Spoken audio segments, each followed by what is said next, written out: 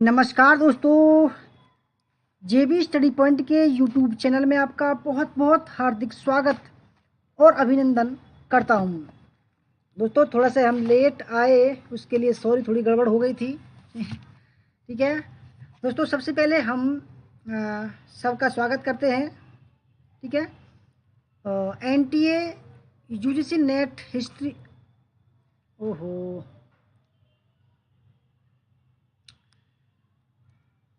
दोस्तों, एक ही मिनट रुको, ज़रा हमने गलत जो है, एक मिनट रुको।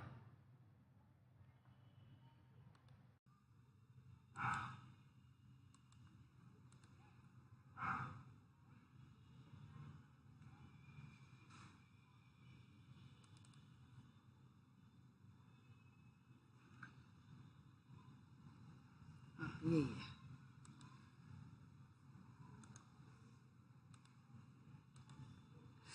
दोस्तों, NTA UGC net paper 1, UGC net paper first का महामैराथन मॉक टेस्ट संख्या 21 है। अब की बार नेट जेआरएफ पर दोस्तों टेस्ट दो, 100 में से 60 सही तो जेआरएफ पक्का। दोस्तों अब हम अपने सभी साथियों का स्वागत करते हैं।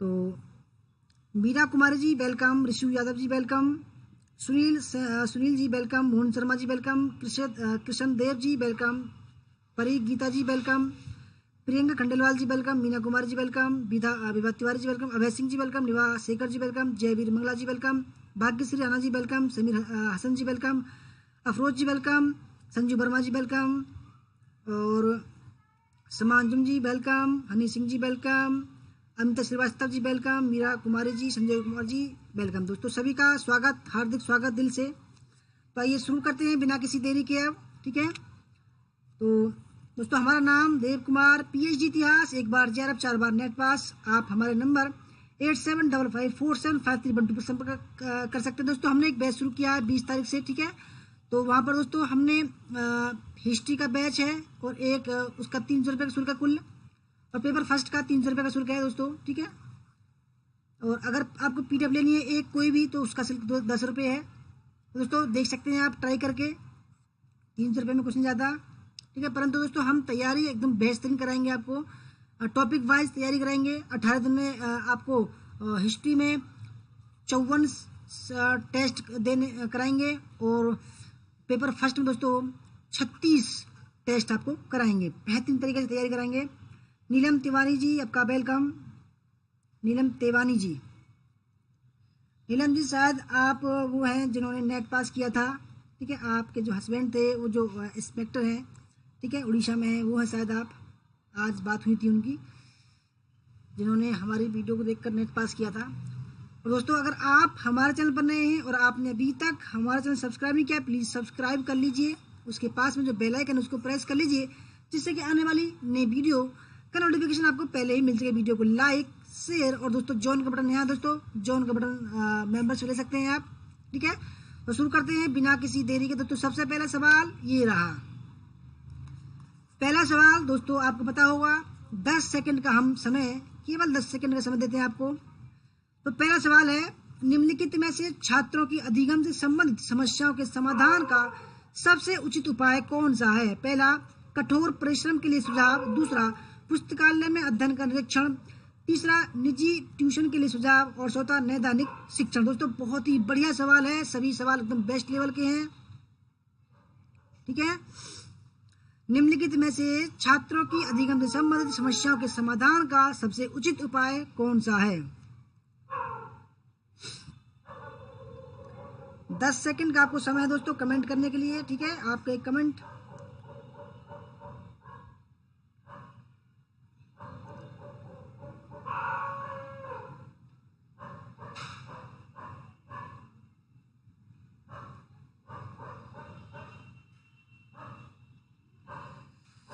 दोस्तों हिस्ट्री के जो मैंने जो फीडबैक मांगे थे, केवल 15 सदस्यों ने फीडबैक दिया है। कोई बात नहीं, देखो हो सकता है आगे आप फीडबैक नहीं दे रहे हो, आगे हो सकता है आपको हमारी वीडियो देखने को ना मिले। दोस्तों आपके पास में इतना समय नहीं है कि आप फीडबैक भी दे सकते हो, तो दोस्तों कोई फ़ायदा नहीं है कि हम जो है आपको पब्लिक मोड में वीडियो दिखाएं। ठीक है, आपके पास में बिल्कुल भी समय नहीं है मुझे लगता है। तो दोस्तों सही आंसर है, पहले सवाल का सही आंसर ऑप्शन नंबर बी, पुस्तकालय में अध्ययन का निरीक्षण। ठीक है, दूसरा सवाल आपके सामने, निम्नलिखित में से किस या किन स्थितियों में शिक्षार्थी का भावनात्मक समायोजन प्रभावी होता है? पहला है व्यक्तित्व गठन, कक्षा शिक्षण, अनुशासन और स्वतः उपरोक्त सभी।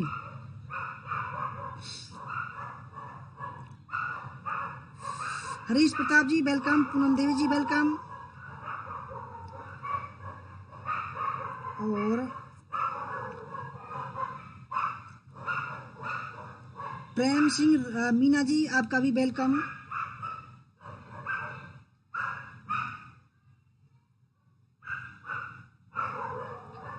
अच्छा जी तिवारी, आप विभा जी आप डेली फीडबैक देती हैं। देखो इतने लोग देखते हैं, इतने सदस्य देखते हैं, परंतु उनके पास में 5 मिनट का समय नहीं है। ठीक है,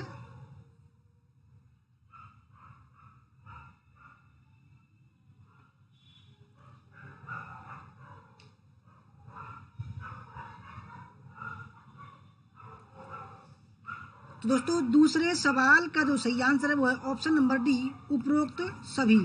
ठीक है, प्रेम सिंह राणा लेके कह रहे हैं कैसे होगा बी।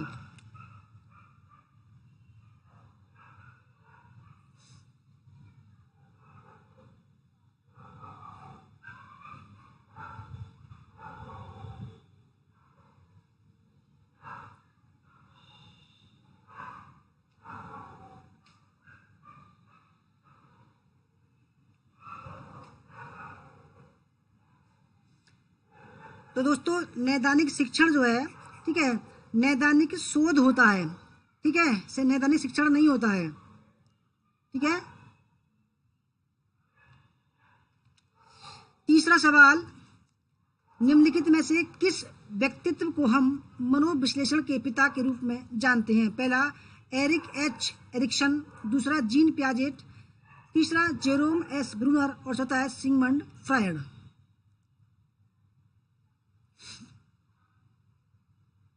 प्रेम सिंह मीना जी, समस्या जो होती है, ठीक है, वो शोध में होती है। रिसर्च के जो टॉपिक होगा उसमें निदानात्मक रिसर्च होता है। ठीक है, निदानात्मक टीचिंग नहीं होता है।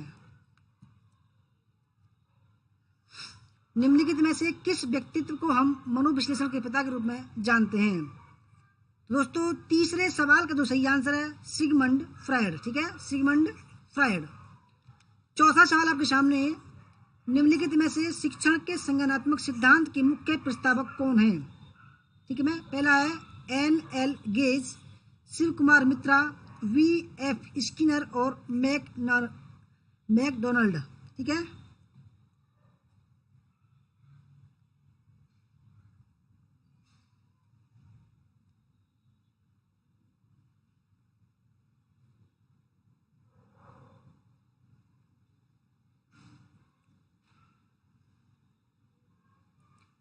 निम्नलिखित में से शिक्षण के संज्ञानात्मक शिक्षा सिद्धांत के मुख्य प्रस्तावक दोस्तों कौन थे? तो चौथे सवाल का सही आंसर है N.L. गेज। ठीक है, पांचवा सवाल आपके सामने, निम्नलिखित में से मुख्य कौन सा शिक्षण संस्थान भाषा के व्यवहारिक ज्ञान को सिखाता है? ठीक है, पहला विद्यालय, भाषा प्रयोगशाला, भाषा शिक्षण और भाषा अनुदेश। प्रीति पूजा कुमारी जी वेलकम।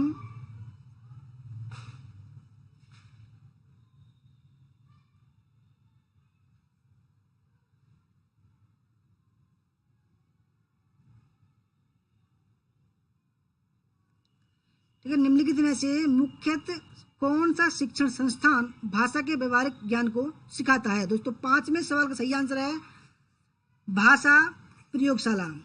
ठीक है, छठा सवाल है, अभ्यास के अंत में शिक्षार्थी सिर का उपयोग कर फुटबॉल हिट करने के लिए सक्षम होना चाहिए। उपरोक्त कथन में उल्लेखित उद्देश्य निम्नलिखित में से किस ज्ञान क्षेत्र से संबंधित है? पहला भावनात्मक, संज्ञानात्मक, मन प्रेरक और A और C दोनों। ठीक है।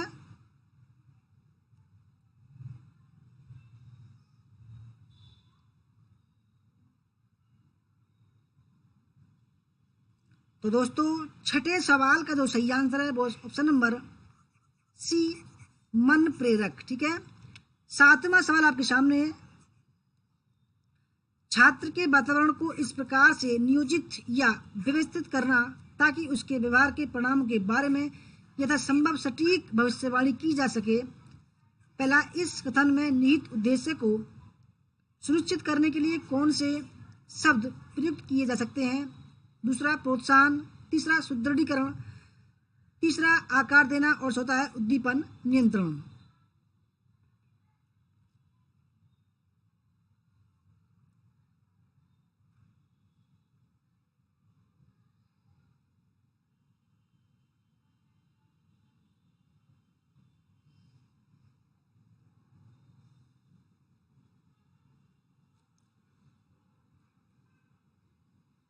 तो दोस्तों सातवें सवाल का जो सही आंसर हो जाएगा वो हो जाएगा ऑप्शन नंबर डी, उद्दीपन नियंत्रण। ठीक है।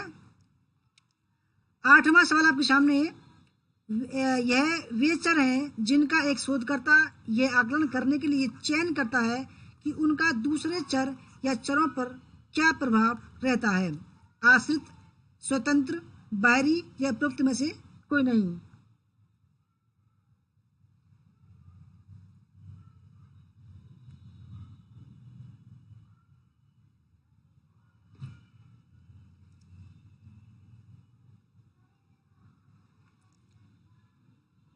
दोस्तों 10 सेकंड का आपको समय दिया जा रहा है कमेंट करने के लिए। ठीक है।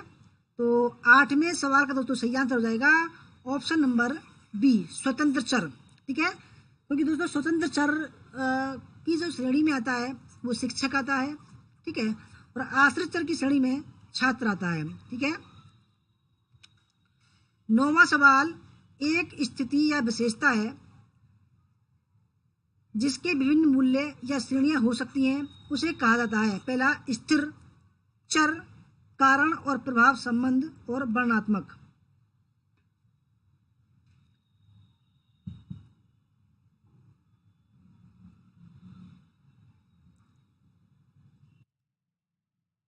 विभा शेखर जी वेलकम। प्रियंका खंडेलवाल जी वेलकम आपका।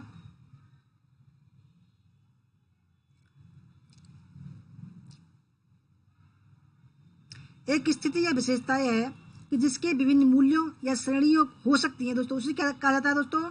और नौवें सवाल का सही आंसर है चर। क्या होता है दोस्तों, चर। चर। 10वां सवाल आपके सामने है, निम्नलिखित में से मात्रात्मक चर का उदाहरण कौन सा है। पहला,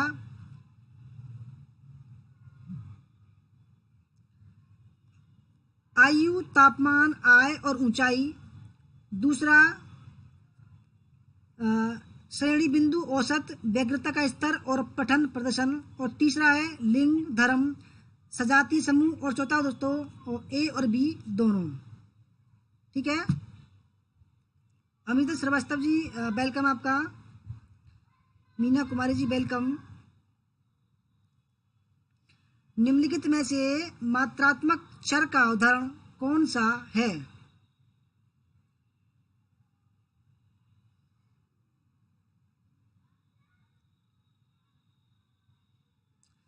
तो दोस्तों सही आंसर है 10वें का ऑप्शन नंबर डी, यानी कि पहला और दूसरा। क्योंकि दोस्तों लिंग, धर्म, सजातीय समूह को दोस्तों मात्रा हम चर में नहीं बांट सकते हैं। ठीक है।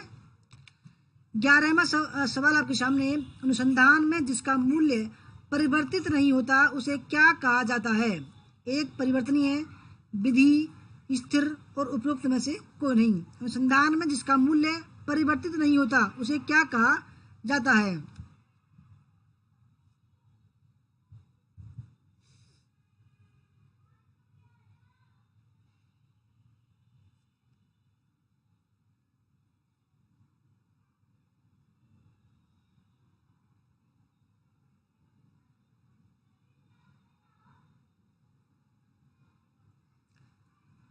दोस्तों 11वें सवाल का जो सही आंसर है उसको बोलते हैं स्थिर। ठीक है। क्योंकि वो उसका जो मूल्य जो है वो परिवर्तित नहीं होता, तो दोस्तों उसको बोलते हैं स्थिर। 12वां सवाल आपके सामने, निम्नलिखित में से कारक विश्लेषण का उपयोग किस लिए किया जाता है? पहला, दो चर के बीच संबंध जानने के लिए। दूसरा, परिकल्पना का परीक्षण करने के लिए। तीसरा, दो चर के बीच का अंतर जानने के लिए। और चौथा है कई चरों के बीच का अंतर जानने के लिए।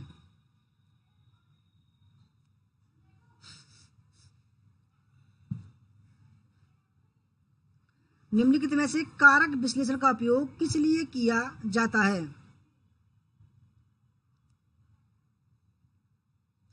दोस्तों, कारक विश्लेषण का जो उपयोग किया जाता है वो ऑप्शन नंबर 4, कई चरों के बीच का अंतर जानने के लिए किया जाता है।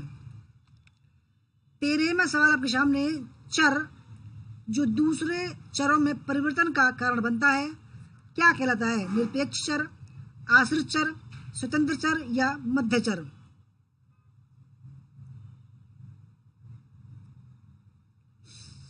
Rita Kumari ji, welcome.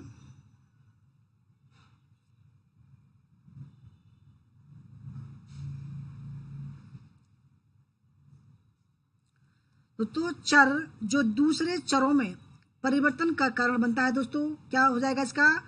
Option number C. क्योंकि दोस्तों जो शिक्षक होता है, ठीक है, शिक्षक जो होता है दोस्तों छात्रों में जो है परिवर्तन का कारण बनता है। ठीक है, आप समझ रहे होंगे। 14वां सवाल आपके सामने, निम्नलिखित में से ऐसा कौन सा स्वतंत्र चर है जिसके साथ शोध अध्ययन में हेरफेर नहीं किया जा सकता है? लिंग, जातीयता, बुद्धिमत्ता और अन्य लक्षण, और उपरोक्त में से कोई नहीं।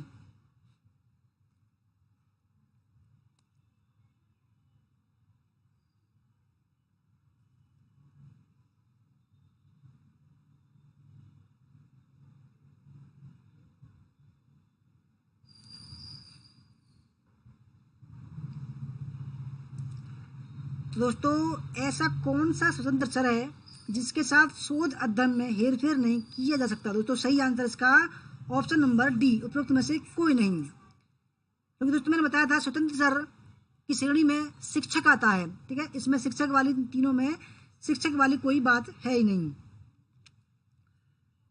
15वां सवाल, किसी प्रयोगात्मक अभिकल्प में आश्रित चर किसे कहते हैं? पहला, जिसमें कोई भी परिवर्तन किया जा सकता है। दूसरा, जिसमें कोई भी परिवर्तन नहीं किया जा सकता है। ऑप्शन सी, ए और बी। ऑप्शन नंबर 4, उपरोक्त में से कोई नहीं।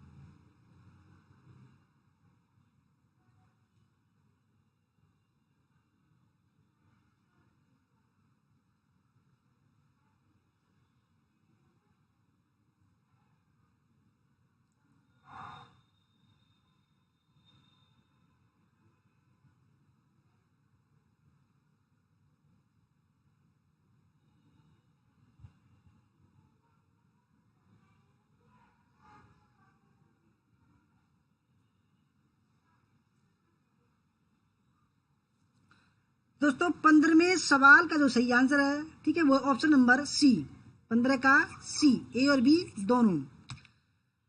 16वां सवाल, यह वह चर है जिसका मूल्य दूसरे चर से प्रभावित होता है। स्वतंत्र चर, आश्रित चर, स्वतंत्र या निर्भर। ऑप्शन नंबर 4, न तो स्वतंत्र और न ही निर्भर।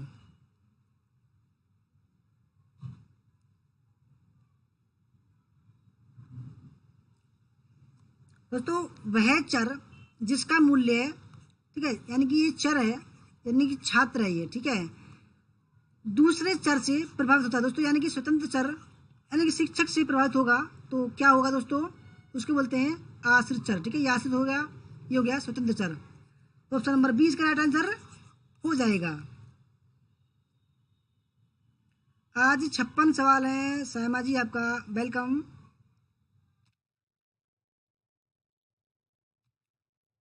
17वां सवाल, समूह केंद्रित गहन साक्षात्कार, घटनाजन्य, कथात्मक अनुसंधान आदि अनुसंधान के वर्गीकरण किस आधार के अंतर्गत आते हैं? तर्क, परिणाम, उद्देश्य या गुणात्मक।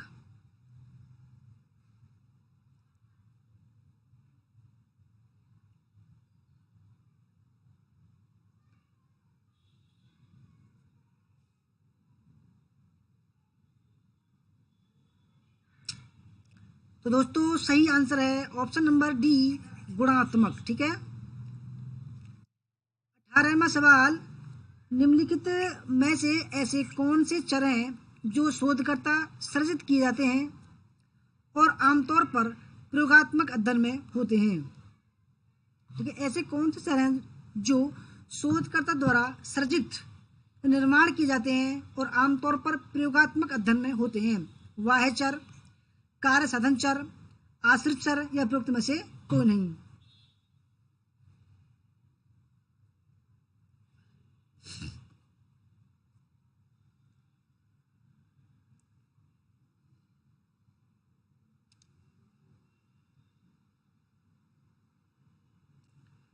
तो दोस्तों सही आंसर है कार्य साधन चर।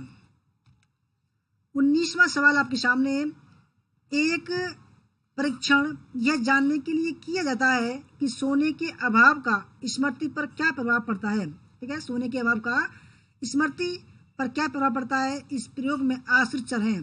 पहला, जितने घंटे शिक्षार्थी नींद के बिना रहता है। दूसरा, स्मृति स्कोर। तीसरा, प्रयोगात्मक समूह में जितने शिक्षार्थी बिना नींद के रहे। और चौथा, नींद के घंटों और थकान के बीच सहसंबंध।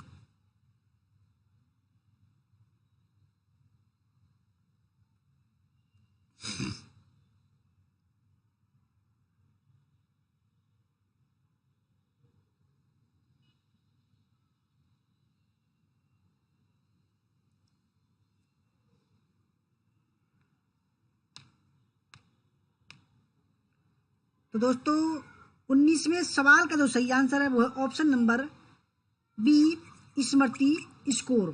ठीक है। 20वां सवाल, भाव बोधक संप्रेषण किसके द्वारा प्रेरित होता है। उदासीनता, उग्रता। ऑप्शन सी, कूट लेखक एनकोडर के व्यक्तिगत की विशेषताएं।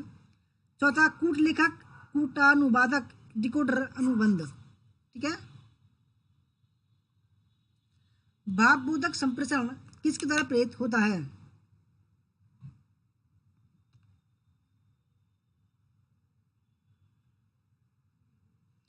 भाव बोधक संप्रेषण किसके द्वारा प्रेरित होता है।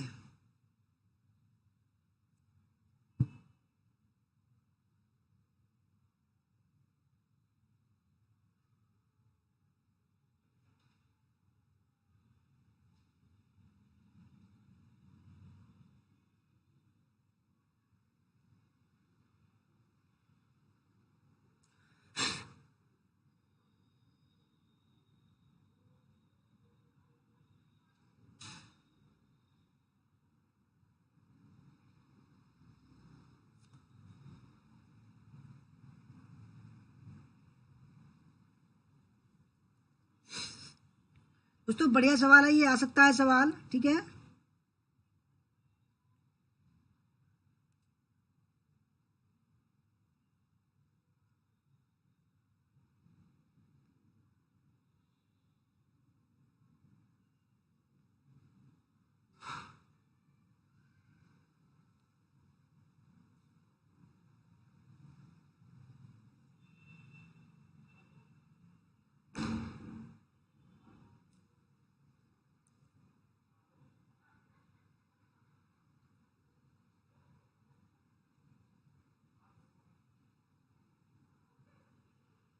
बढ़िया सवाल दोस्तों, आपके कमेंट में देख रहा हूँ कि आपको इस सवाल का आंसर पता है या नहीं है।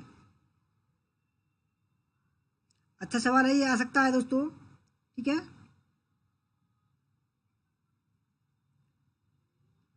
दोस्तों सही आंसर है 20वें का ऑप्शन नंबर सी। ठीक है, कूट लेखक एनकोडर के व्यक्तित्व की विशेषताएं। ठीक है, ऑप्शन नंबर सी। किन किन ने सही दिया आंसर मैं देखता हूँ। 20 का सी सभी ने सही दिया है वैसे तो। ठीक है, वेरी गुड। अच्छा, 21वां सवाल, सकारात्मक कक्षा संप्रेषण का परिणाम निम्नलिखित में से क्या होता है। दबाव, अपपीड़न, समर्पण, आमना सामना या अनुनय।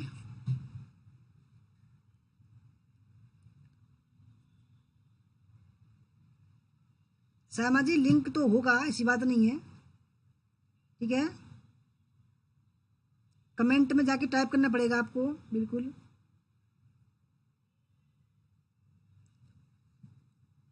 दोस्तों 21वें सवाल का सही आंसर है ऑप्शन नंबर डी, अनुनय। 22वां सवाल, कक्षा संप्रेषण किसका आधार है? सामाजिक पहचान का, वाह निरर्थकताओं का, पूर्वाग्रही उदासीनता का या सामूहिक उग्रता का?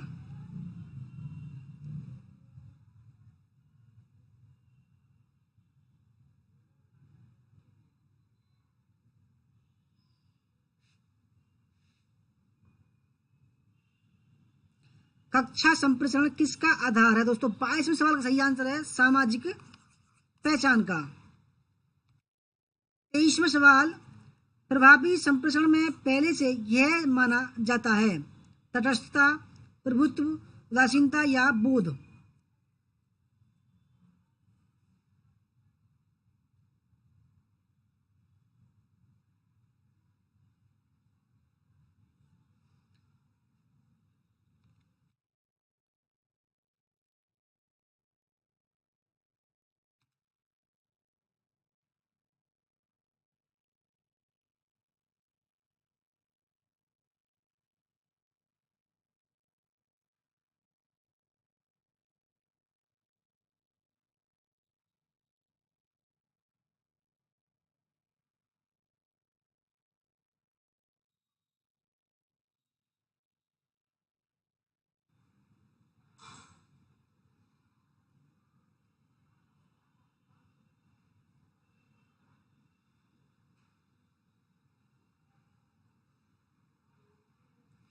अनुनय का अर्थ होता है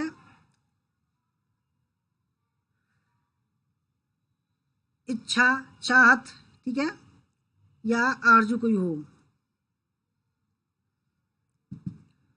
तो दोस्तों तो 23वें सवाल का सही आंसर है अंडरस्टैंड या बोध, ठीक है।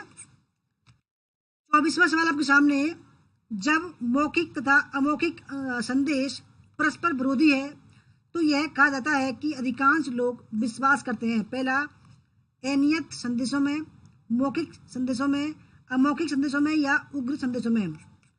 दोस्तों आप जब कमेंट करते हैं तो मेरे पास में 1 मिनट बाद में आता है आपका कमेंट, ठीक है, ये नहीं समझे।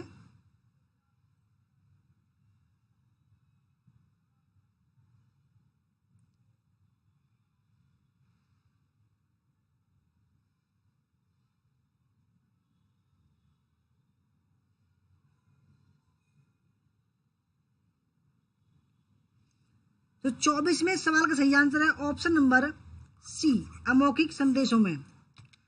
25वां सवाल आपके सामने, किसी सूचना समृद्ध कक्षा व्याख्यान की सामान्य विशेषता इसके किस प्रकृति के होने में होती है?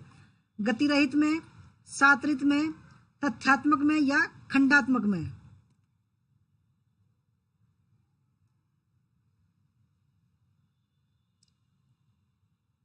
मोनिका जी वेलकम।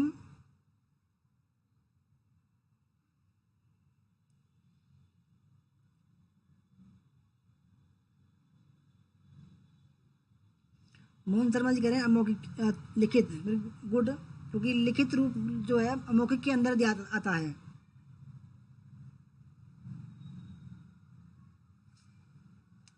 दोस्तों 25वें का सही आंसर है तथ्यात्मक, ठीक है। 26वां सवाल आपके सामने, URL का पूर्ण रूप क्या है? Uniform resource library, uniform resource locator, United resource library, option number 4 United resource locator. Shaitan Singh ji आपका वेलकम। ज्योति बब्बर जी वेलकम आपका।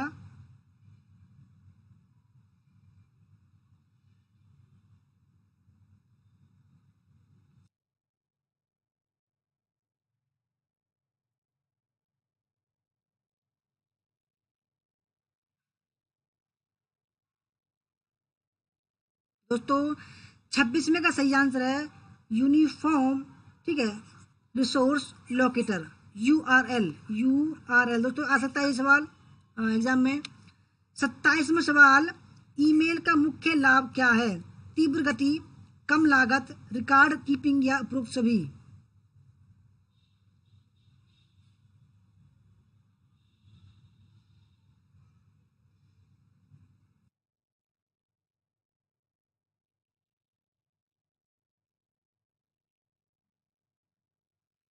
दोस्तों ईमेल का जो मुख्य लाभ है वो ऑप्शन नंबर डी, उपरोक्त सभी। ठीक है।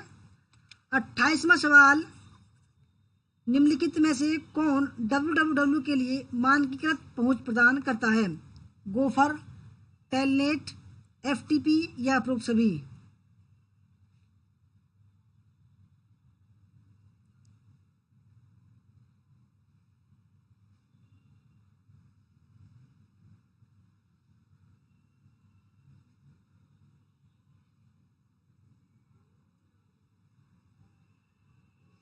दोस्तों सही आंसर है ऑप्शन नंबर डी, उपरोक्त सभी।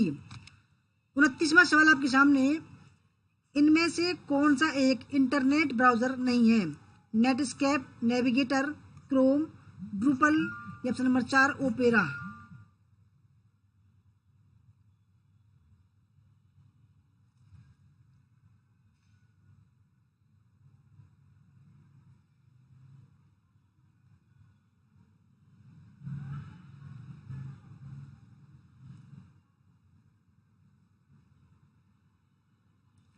दोस्तों सही आंसर है जो ब्राउजर नहीं है, ठीक है, वो है ड्रूपल, सी। 30वां सवाल आपके सामने, वर्ल्ड वाइड वेब क्या है? एक कंप्यूटर खेल, एक सॉफ्टवेयर प्रोग्राम, तीसरा इंटरनेट का वह भाग जो परस्पर जुड़े हुए पेजों के माध्यम से सूचना प्रदान करना सक्षम बनाता है, ऑप्शन नंबर 4 इंटरनेट का दूसरा नाम?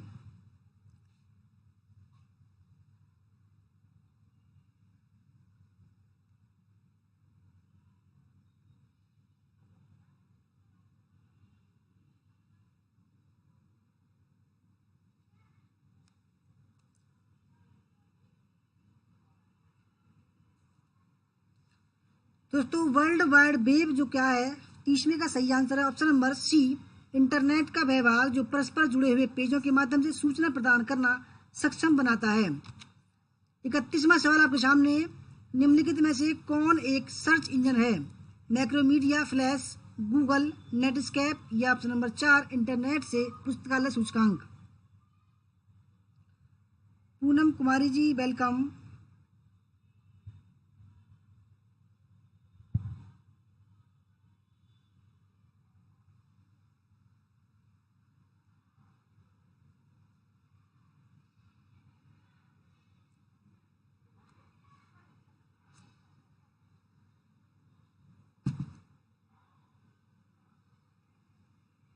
दोस्तों 31वें सवाल का सही आंसर है ऑप्शन नंबर बी। आप सभी जानते होंगे गूगल जो है दोस्तों एक सर्च इंजन है।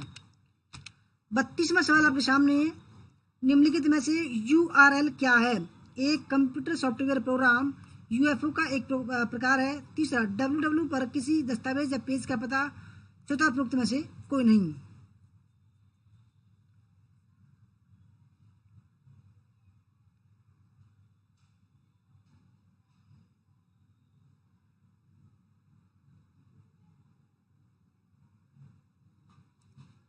दोस्तों URL यूनिफॉर्म रिसर्च लोकेटर दोस्तों सही आंसर है ऑप्शन नंबर सी, www पर किसी दस्तावेज या पेज का पता लगाने के लिए इसका यूज करते हैं। 33वां सवाल, HTTP www.classzone.com किसका एक उदाहरण है? URL, एक्सेस कोड, डायरेक्टरी या सर्वर का?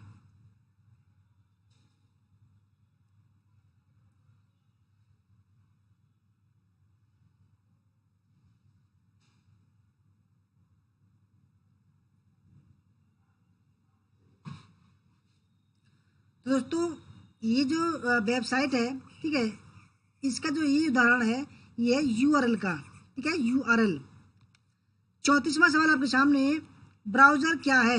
एक HTML प्रणाली, एक सर्वर, वेब पृष्ठों पर पहुंचने के लिए और उनको देखने के लिए एप्लीकेशन सॉफ्टवेयर, और चौथा है उपरोक्त में से कोई नहीं?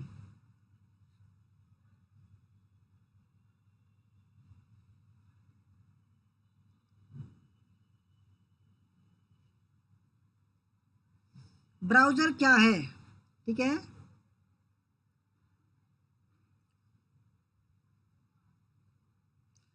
दोस्तों ब्राउज़र क्या है, ऑप्शन नंबर सी इसका राइट आंसर है। वेब पृष्ठों तक पहुंचने के लिए और उनको देखने के लिए एप्लीकेशन सॉफ्टवेयर होता है।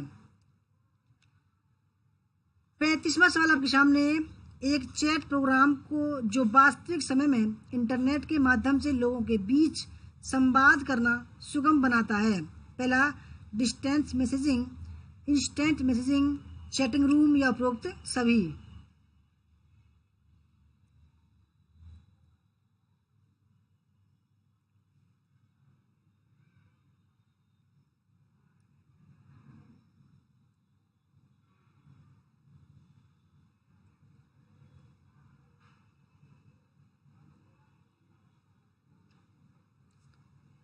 दोस्तों 35 का जो सही आंसर है, ठीक है, वो option number B, instant messaging. 36, किसी वेबसाइट के प्रथम पेज को क्या कहा जाता है? होम पेज, इंडेक्स, मेनू बार या उपरोक्त में से कोई नहीं।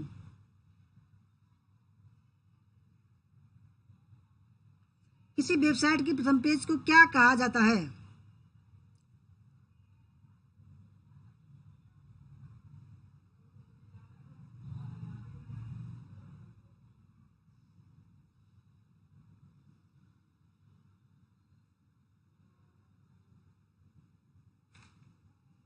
दोस्तों सही आंसर है option number first, home page, ठीक है। ब्रांच हेड जी वेलकम आपका। 37, सूर्य द्वारा उत्सर्जित हानिकारक विकिरण है? गोचर किरणें, अवरक्त किरणें, पराबैंगनी किरणें या रेडियो तरंगें।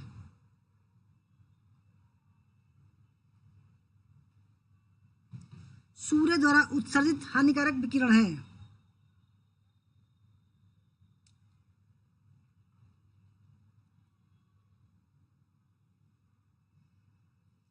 स्नाया गुजर जी वेलकम। तो दोस्तों उनको बोलते हैं 37 का सही आंसर है अल्ट्रावायलेट किरणें या पराबैंगनी किरणें बोलते हैं उनको, ठीक है। 38, पृथ्वी की सतह के नीचे कार्बनिक पदार्थों के अपघटन के लिए से किस प्रकार का ईंधन बनता है? जीवाश्म ईंधन, अकार्बनिक ईंधन, बायोगैस या उपरोक्त में से कोई नहीं, ठीक है। पृथ्वी की सतह के नीचे कार्बनिक पदार्थों के अपघटन से किस प्रकार का ईंधन बनता है? दोस्तों जैसे कि कोई आप गड्ढा खोदो, ठीक है, और गड्ढे में दोस्तों जैसे आप लकड़ी वगैरह कुछ भी डाल दो, ठीक है, कार्बनिक पदार्थ डाल दो आप उसमें और ऊपर से वो भर जाए और कुछ समय बाद दोस्तों क्या होगा उसमें जो है हो सकता है जैसे कोयला जो बनता है, ठीक है, वो कार्बनिक पदार्थों के अपघटन से बनता है। पेट्रोल जो बनता है ऐसे ही बनता है। तो दोस्तों उसको बोलते हैं हम जीवाश्म ईंधन, ठीक है, जीवाश्म ईंधन बोलते हैं, ऑप्शन नंबर ए। 39, एलपीजी का मुख्य घटक है? मीथेन, ब्यूटेन, हाइड्रोजन या propane. LPG, liquid petroleum gas, ठीक है, एलपीजी। मुस्कान परवीन जी वेलकम। भोला प्रसाद जी वेलकम आपका। RP Maurya ji welcome.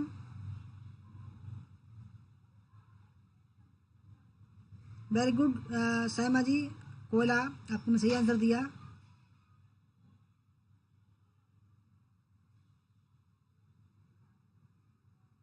शुभम चौरसिया जी वेलकम आपका। दोस्तों 39 का जो सही आंसर है, ठीक है, और उसका सही आंसर है ऑप्शन नंबर बी, ब्यूटेन, ठीक है दोस्तों। ब्यूटेन जो है एलपीजी का मुख्य घटक होता है।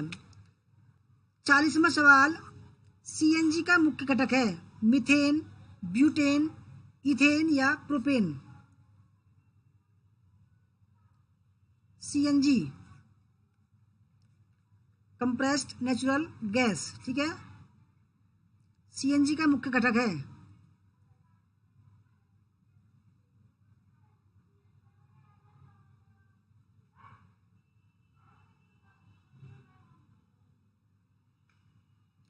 सीएनजी का मुख्य घटक है।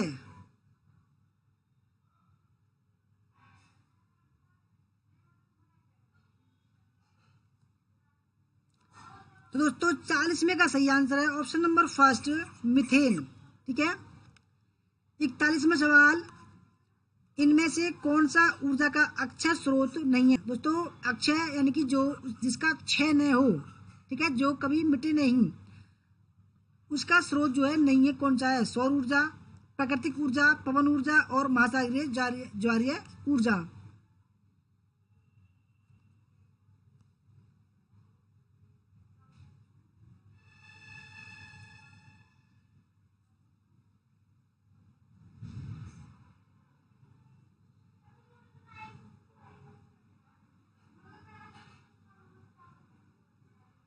अलका सिंह जी वेलकम। दोस्तों अक्षय यानी कि प्राकृतिक जो स्रोत नहीं है, ठीक है, यानी कि जिसका क्षय हो जाए, ठीक है, वो है प्राकृतिक गैस। ठीक है। और सौर ऊर्जा दोस्तों उसको कभी खत्म नहीं होगी, पवन ऊर्जा कभी खत्म नहीं होगी, और महासागरीय जो ज्वार भट्टा जो होता है दोस्तों, उससे बनने वाली जो ऊर्जा है वो कभी खत्म नहीं होगी। 42, निम्नलिखित में से कौन सा विकिरण त्वचा की समस्या पैदा कर सकता है?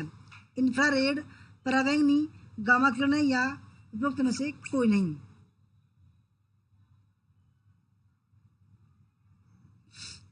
अभय सिंह जी कह रहे हैं 40 क्वेश्चन का मतलब।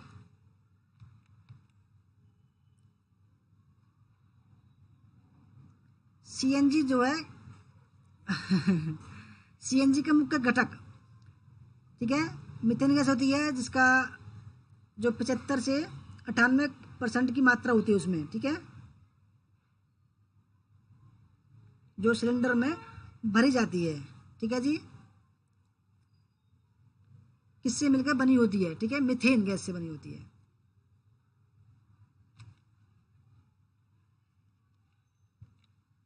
तो दोस्तों 42 यानी कि त्वचा कैंसर जो होते हैं दोस्तों कभी कभी, ठीक है, जो पराबैंगनी किरणें, सूर्य की किरणें जो होती हैं, अल्ट्रावायलेट किरणें, उनसे दोस्तों त्वचा कैंसर, स्तन कैंसर जो है हो जाते हैं। ठीक है।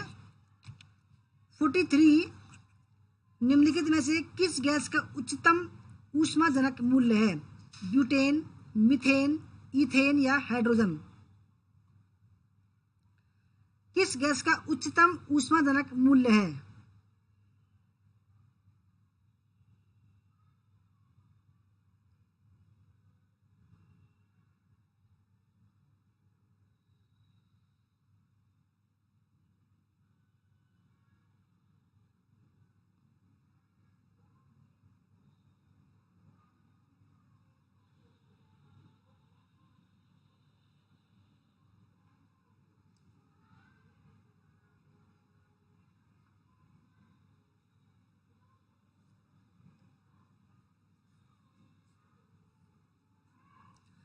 दोस्तों सही आंसर है 43 का ऑप्शन नंबर डी, हाइड्रोजन। ठीक है। 44, एक सौर सेल परिवर्तित करता है, पहला उष्ण ऊर्जा को विद्युत ऊर्जा में, दूसरा सौर ऊर्जा को विद्युत ऊर्जा में, तीसरा उष्ण ऊर्जा को प्रकाश ऊर्जा में, और चौथा सौर ऊर्जा को प्रकाश ऊर्जा में। दोस्तों सौर सेल यानी कि जो कहते हैं ना कि यानी कि जो आजकल जो प्लेट आ रही है, सौर प्लेट ऐसे वाली, ठीक है, आप कहीं भी लगा सकते हैं, उससे जो डायरेक्ट बैटरी चार्ज होती है, बैटरी चार्ज दोस्तों फिर आप इन्वर्टर से कनेक्ट कर सकते हैं।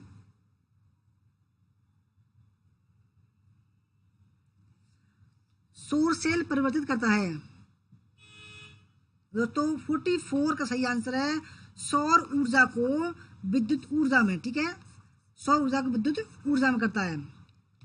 45, निम्नलिखित में से किस ऊर्जा स्रोत के दोहन के लिए तृतीय जनरेटर का उपयोग किया जाता है? पहला ज्वारीय ऊर्जा, तरंगीय ऊर्जा, पवन ऊर्जा या ऑप्शन नंबर 4 OTEC विद्युत संयंत्र।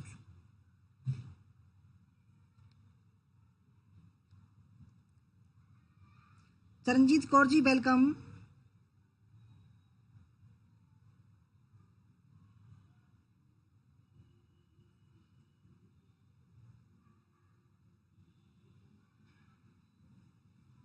सना जी बोल रही हैं मेरा तो JRF हो जाएगा इस बार, पिछली बार 2 नंबर से रह गई थी, पर मैं पेपर भी नहीं किए थे। ओके, चलो अच्छी बात है, आपका जहर हो जाए तो।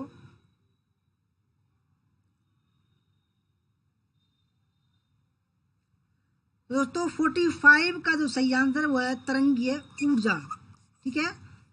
46 भूप्रवार में मेंटल ऑफ अर्थ, मेटल। ठीक है दोस्तों, मेटल जो होता है आप समझते होंगे, मेटल इसमें पिघला हुआ पदार्थ गैसों के साथ मिला जाता है, उसको क्या कहा जाता है? लिथो, लावा, गीजर या मैग्मा?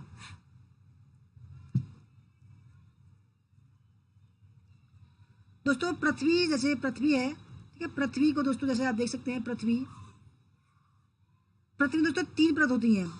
ठीक है, 3 परत, 1 परत, 2 परत और 3 परत। दोस्तों ये जो होता है, ये होता है मेटल। ठीक है, जिसमें निकिल और लोहा होता है। ठीक है दोस्तों, सही उसको बोलते हैं मैग्मा। ठीक है, उसको बोलते हैं दोस्तों मैग्मा। 47 अपशिष्ट पदार्थों से विद्युत उत्पादन की विधि को क्या कहा जाता है? पायरोलिसिस, लैंडफिल, डंपिंग या उपरोक्त में से कोई नहीं? अपशिष्ट पदार्थों से विद्युत उत्पादन की विधि को क्या कहा जाता है? यानी दोस्तों जो पदार्थ काम के नहीं रह जाते हैं, उनको हम फेंक देते हैं। ठीक है, उनसे विद्युत उत्पादन करने की विधि को क्या कहा जाता है?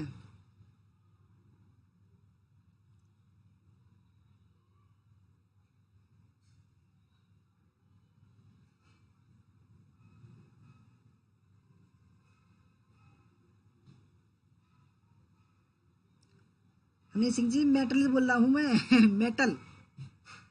ठीक है दोस्तों, उसको बोलते हैं पायरोलिसिस। ठीक है, पायरोलिसिस। तो डंपिंग तो बोलते हैं, जैसे खाद कूड़ा आपने डाल दिया उसको डंप करना, उसको बोलते हैं। ठीक है। 48 भारत का कोई नागरिक अपनी नागरिकता खो देगा यदि वह पहला भारतीय नागरिकता का परित्याग करता है, दूसरा स्वेच्छा से किसी अन्य देश की नागरिकता प्राप्त करता है, तीसरा किसी अन्य देश के नागरिक से विवाह करता है और चौथा सरकार की आलोचना करता है। भारत का कोई नागरिक अपनी नागरिकता खो देगा यदि वह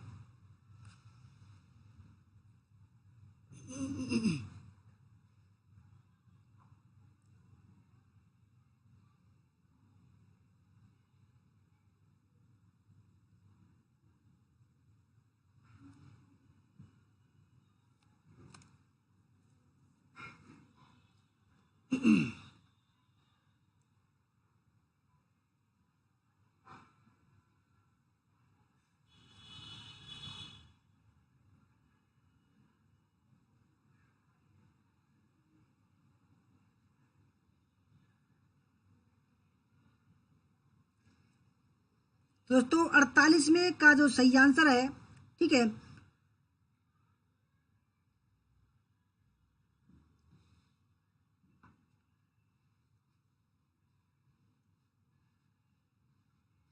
ऑप्शन नंबर फर्स्ट, पहला ठीक है, दूसरा ठीक है और तीसरा ठीक है।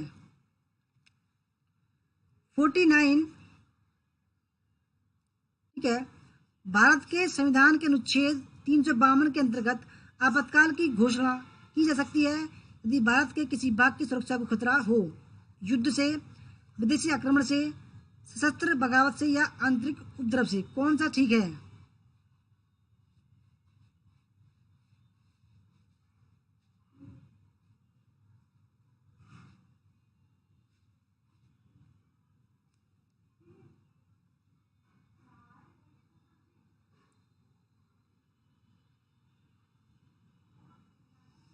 तो दोस्तों 49 में का सही आंसर है ऑप्शन नंबर फर्स्ट, युद्ध से, विदेशी आक्रमण से और सशस्त्र बगावत से। 50वां सवाल आपके सामने, भारतीय संविधान के अनुसार भारत है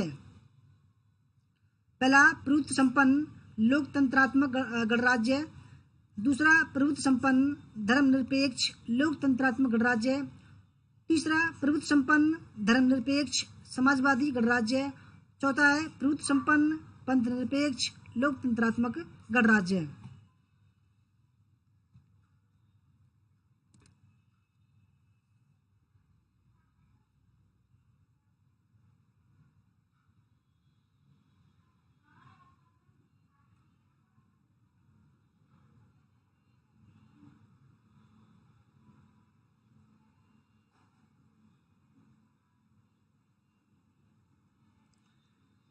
संजू वर्मा जी कह रही हैं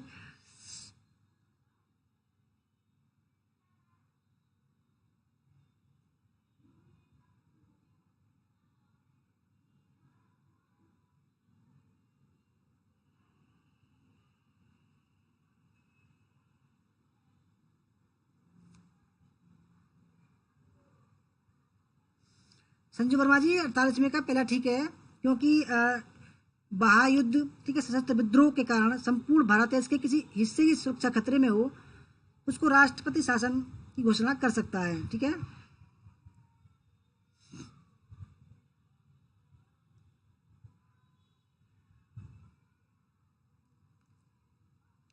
दोस्तों 50वें सवाल का जो सही आंसर है, ठीक है, वो है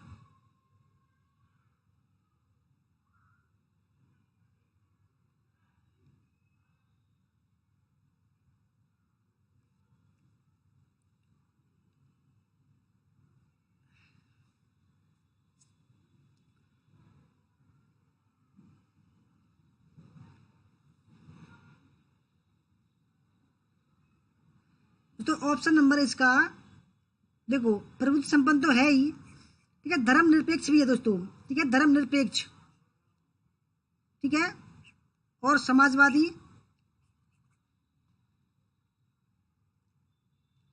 ठीक है। ऑप्शन नंबर इसका जो है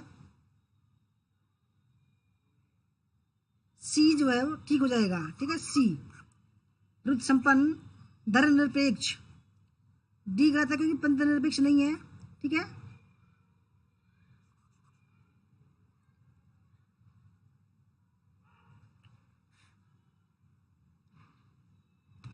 इक्यावनवा सवाल आपके सामने, संघ राज्य क्षेत्रों का प्रशासन कौन चलाता है? उपराज्यपाल, राष्ट्रपति द्वारा नियुक्त प्रशासक, मुख्यमंत्री और उपरोक्त सभी।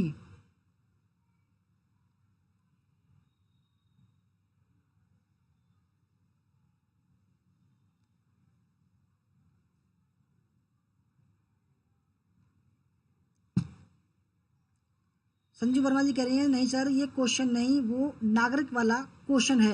अच्छा, उसको दोबारा देख लेंगे दोबारा, ठीक है, एक बार। संघ राज्य क्षेत्रों का जो प्रशासन कौन चलाता है? 51 का तो सही आंसर है ऑप्शन नंबर राष्ट्रपति द्वारा नियुक्त प्रशासक। ठीक है, 52वां सवाल, निम्नलिखित में से संसदीय स्वरूप की सरकार का सबसे महत्वपूर्ण अभिलक्षण कौन सा है? पहला, संसद की संप्रभुता, लिखित संविधान, ऑप्शन नंबर 3 कार्यपालिका का विधानपालिका के प्रति उत्तरदायित्व, और चौथा है ऑप्शन नंबर 4 न्यायपालिका की स्वतंत्रता।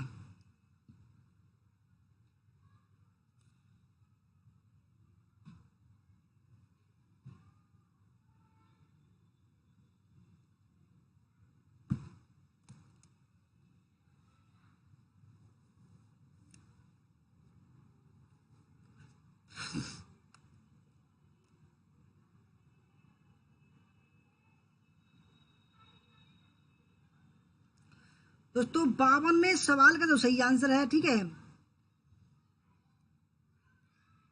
वो है ऑप्शन नंबर बी लिखित संविधान। ठीक है, क्योंकि हमारा देश का दोस्तों क्या है, लिखित संविधान है, और इसी की दोस्तों संप्रभुता है। 53, निम्नलिखित में से भारतीय संसद के कौन से अवयव हैं? केवल लोकसभा, राज्यसभा, लोकसभा और Rajya Sabha, option number D Lok Sabha, Rajya Sabha और राष्ट्रपति। तो संसद है ये, ठीक है। संसद के दोस्तों कौन कौन से अवयव हैं, कौन कौन से तत्व हैं? दोस्तों सबसे पहला तत्व होता है उसका राष्ट्रपति, ठीक है, उसके बाद में लोकसभा और राज्यसभा, ऑप्शन नंबर डी इसका राइट आंसर हो जाएगा।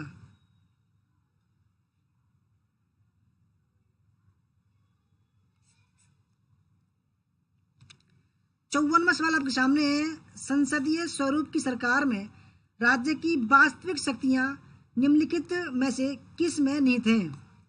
ठीक है, पहला मंत्रिपरिषद, राष्ट्रपति, सरकार और संसद।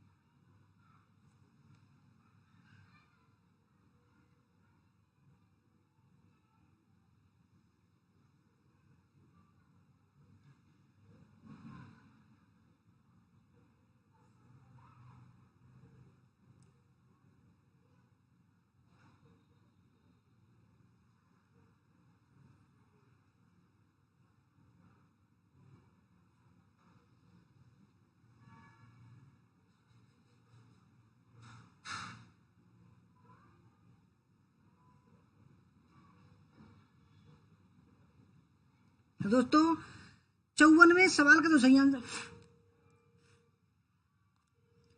54वें सवाल का जो सही आंसर है वो है ऑप्शन नंबर फर्स्ट, मंत्रिपरिषद, कैबिनेट। ठीक है, 55वां सवाल, लोकसभा और राज्यसभा की अधिकतम शक्ति क्रमशः यानी कि कितने सदस्य होते हैं? 552 और 250, 537 और 275, 525 और 238 और 545 और 250। लोकसभा में कितने होते हैं और दोस्तों राज्यसभा में कितने होते हैं?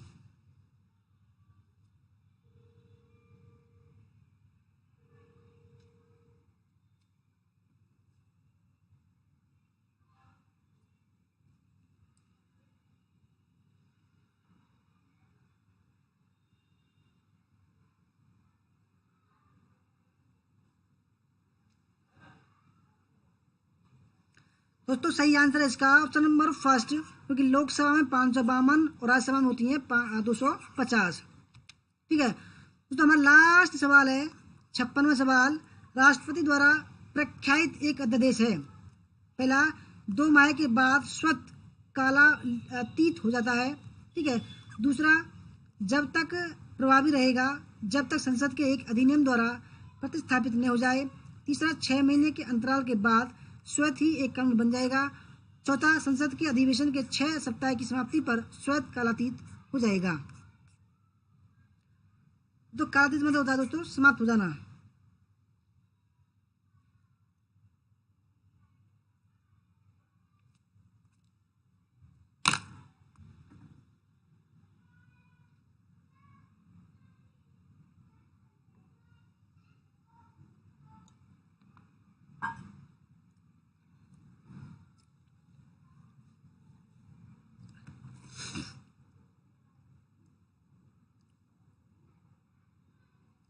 अब दोस्तों इसका जो सही आंसर हो जाएगा वो जाएगा ऑप्शन नंबर डी।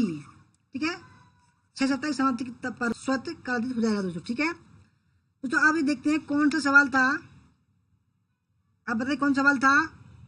तो ठीक है, 54वां ठीक है, ठीक है, 53वां ठीक है, 52वां ठीक है, 51वां ठीक है, 50वां सवाल था दोस्तों।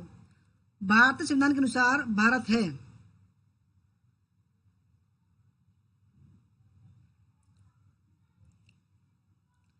तो प्रभुत्व संपन्न तो है ही। ठीक है,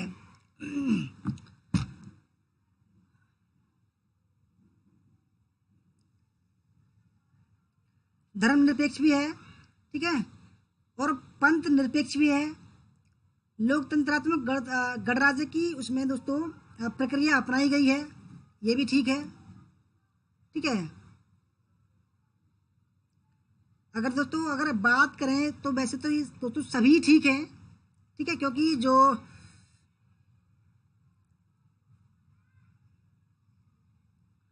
क्योंकि दोस्तों मेरे सामने देखो, हम भारत के लोग भारत को एक संपूर्ण प्रभुत्व संपन्न समाजवादी, ठीक है, पंथ निरपेक्ष, ठीक है, और लोकतंत्रात्मक गणराज्य बनाने के लिए तथा इसके समस्त नागरिकों को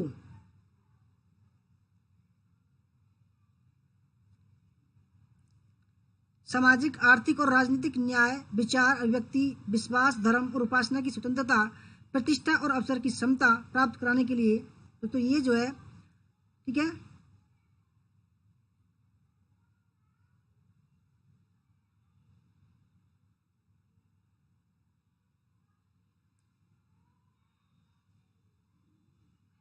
लोकतंत्रात्मक दोस्तों क्या अंतर है कि संविधान की प्रस्तावना में लोकतांत्रिक शब्द का इस्तेमाल बृहद रूप से किया गया है, जिसे न केवल राजनीतिक लोकतंत्र बल्कि सामाजिक व आर्थिक लोकतंत्र को भी शामिल किया गया है। वैश्य मताधिकार, सामाजिक चुनाव, कानून की सर्वोच्चता, न्यायपालिका की स्वतंत्रता, भेदभाव का अभाव भारतीय राज्य व्यवस्था के लोकतांत्रिक लक्षण के स्वरूप हैं। गणतंत्र प्रस्तावना में गणराज्य का शब्द का उपयोग इस विषय पर प्रकाश डालता है कि दो प्रकार की लोकतांत्रिक व्यवस्थाओं में वंशागत लोकतंत्र तथा लोकतंत्रीय गणतंत्र से भारतीय संविधान के अंतर्गत लोकतंत्रीय गणतंत्र को अपनाया गया है। दोस्तों वैसे तो इनमें चारों ही ऑप्शन बिल्कुल ठीक हैं, ठीक है, क्योंकि प्रभुत्व संपन्न भी है, लोकतंत्रात्मक भी है और गणराज्य भी है, ठीक है। यानी कि ये इसलिए गलत है क्योंकि कोमा से अलग आ रहा है, ठीक है, गणराज्य तो है नहीं दोस्तों, ठीक है, अलग से गणराज्य है नहीं, इसलिए गलत है, ठीक है। दूसरा भी ठीक है इसका दोस्तों, तीसरा भी ठीक है और चौथा ठीक है दोस्तों। दूसरा ठीक है इसका, ठीक है, तीसरा ठीक है और चौथा ठीक है, पहला गलत है इसमें।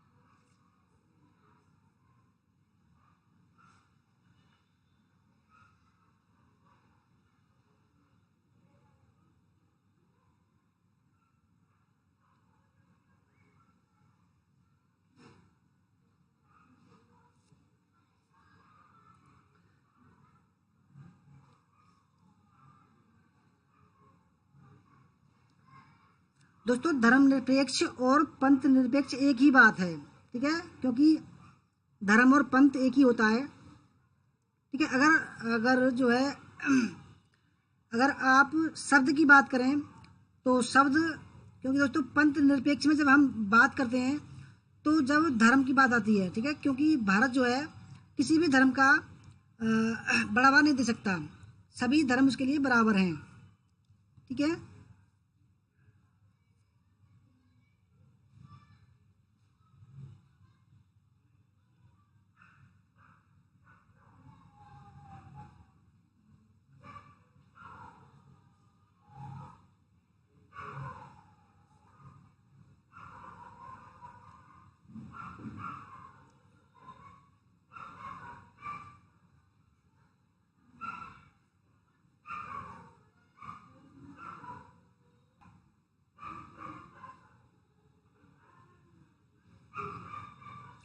दोस्तों ये थी हमारी आज की वीडियो, ठीक है।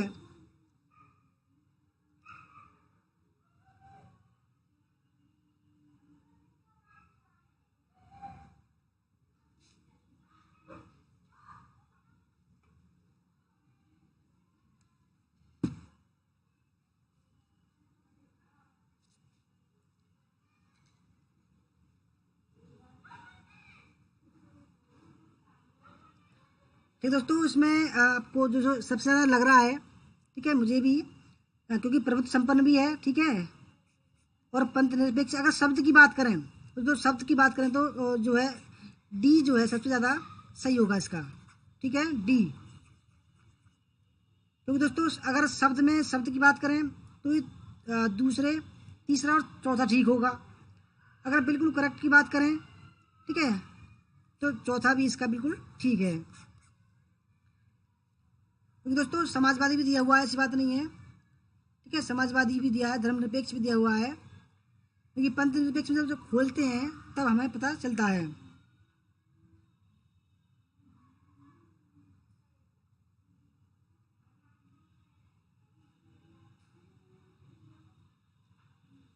दोस्तों धन्यवाद वीडियो देखने के लिए। अगर आप दोस्तों आज की वीडियो में दोस्तों अगर फीडबैक देंगे तो अच्छा होगा, ठीक है। दोस्तों 5 मिनट बाद आप फीडबैक देना, ठीक है, अगर आपको अच्छा हो। अगर दोस्तों नहीं इच्छा हो देने का तो मत देना, ठीक है, आपकी मर्जी है। 5 मिनट बाद दोस्तों जो है आप फीडबैक देना वीडियो का, ठीक है।